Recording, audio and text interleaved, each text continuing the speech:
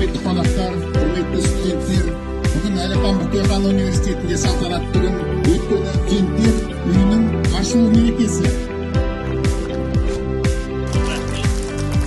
Ассалаумағалейкум, қадірлі зейнеткер,